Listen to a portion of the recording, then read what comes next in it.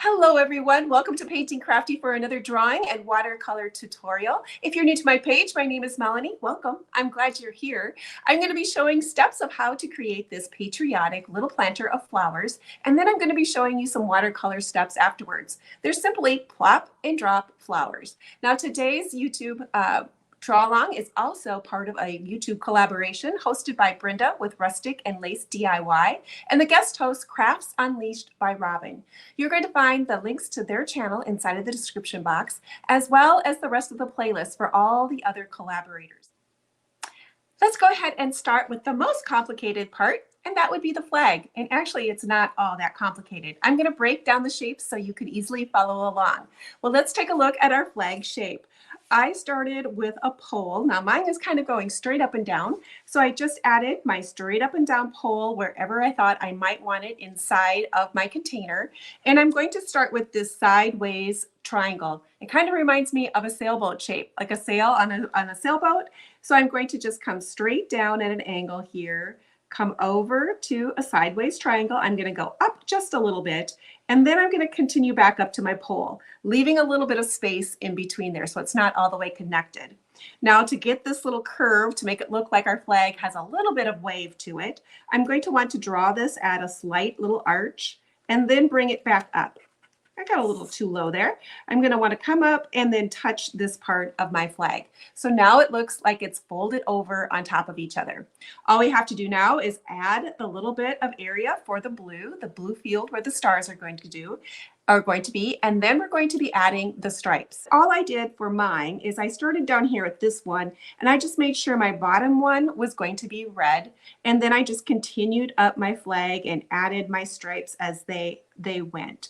So if it's concerning to you that striping is right, go ahead and take some extra time and make it correct. And I'm going to be adding this. I was mostly doing this for a decorative thing. Even if with the stripes on there, my eye is going to be reading it, is that it's a flag with those red and white stripes, and the blue field is going to make it feel like a flag. The base of my container, once I decided what I wanted to put my plants in, I chose kind of a metal frame type of a metal container. So I wanted it to look more like a bucket. So I had a U shape here. You just want to make sure your U is kind of curved at the side, but also it has a flat area. So it looks like your container is actually sitting on something.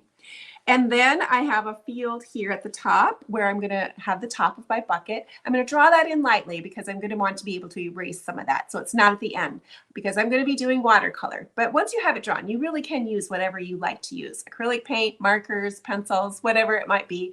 I like all the things too. I'm going to draw some freehand stars. I chose 3. Odd numbers always look good. And then I chose to put stripes down the front. Again, I went with odd numbers, 5. The handles are just a little, if you think if you're putting an ear on your container that comes off to a little bit off to the side, it's going to come down. You're going to have this curve. Follow the curve that you put there and then go straight up and down there. And that's going to be able to create more of a rounded look for a handle. Now I do have a few, just a couple that look like a little bit of a blue flower just to add it in there. And the way I did my blue flowers is I want them to be sideways, not necessarily straight on. So when you're doing a sideways flower, your circle is going to be oblong is where you're going to start. And then your petals are going to be built off of it this way. So you're going to have more of an oblong flower with your petals coming off to the side. So I just did a grouping of 3, 1, and then had my other one here, change my petals. These are just very simple, nothing too special. And then another oblong this way and filled in my space. So I just wanted to make a grouping of 3 so I could have some exact little flowers, but then dash a little bit of blue throughout my painting. Now there are a few of these little distinctive little buds of a geranium. I was going for a geranium look, so this kind of gives that geranium feel, but I also wanted to add just a few of those little buds in there to give it more of a focal point, a little bit more dimension. So to do those little buds, all you have to do is hang them because they are heavy. So you could do a grouping of 3, a grouping of 5. That is how those are going to be grouped together.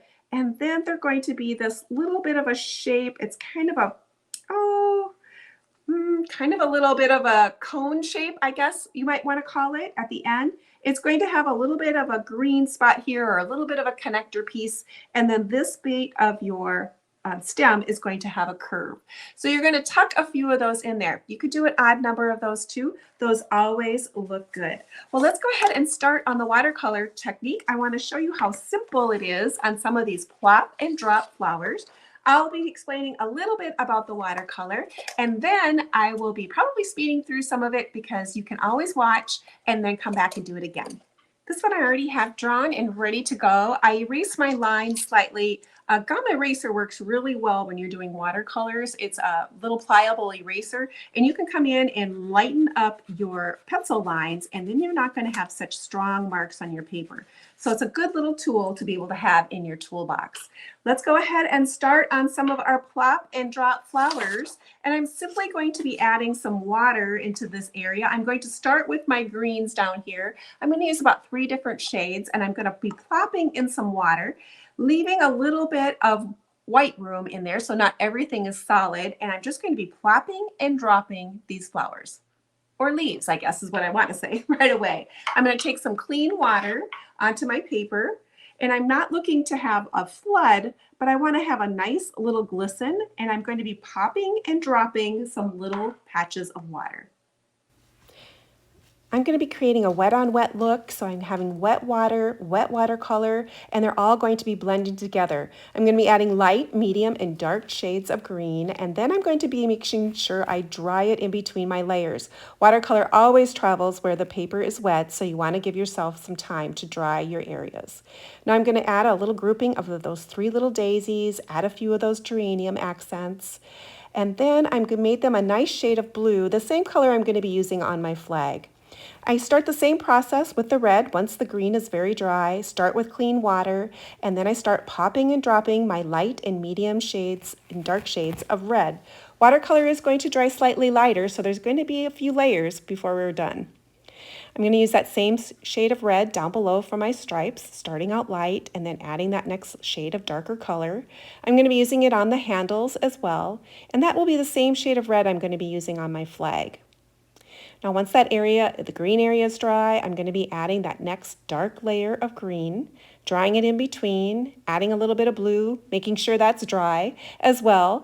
And then I'm going to be adding another layer of blue down below, the light, the medium, and the dark, adding a whole lot of layer structures by adding those deeper colors. Up top, I'm adding that next dark layers of red, and down below, I needed to add a little bit of shadow, so I just watered down some gray and then added the brown to the bottom to give it a nice base to sit on. Up above, the blue that I used was the same blue for the flag that I used for my flowers, and then I'm going to be using the same red that I used for my geraniums. That's also going to be used for the stripes of my flag. I start out light, and then I'll be working a little bit more layers in to make my reds a lot darker. There is a little bit of a shadow underneath there to give that flag a little bit more depth, so it looks like there's 2 layers, and that just added to the sense of the flag. Now the background, I did add some water first before I added the explosions of the red fireworks, but I did pop in that color, and boy, that red color really does move, but it looks gorgeous. And I did add a little bit of brown to make it feel like a little bit of Old Glory. Once I dried my paper, I do the back too to make it a little bit more flat. I took a Uniball pen. It's got a great white ink. I used that for the stars on my flag, and then I went down below and re-emphasized the shapes of the stars down below and added some scribble scrabbles in the white to give it a little bit more texture. I like that 3D quality. Then the archival ink I used, the color was Ground Espresso. I wanted that real dirty, ruggedy kind of edge. It just really does finish off those pictures very nicely, and it gave it that Old Glory feel I felt as well.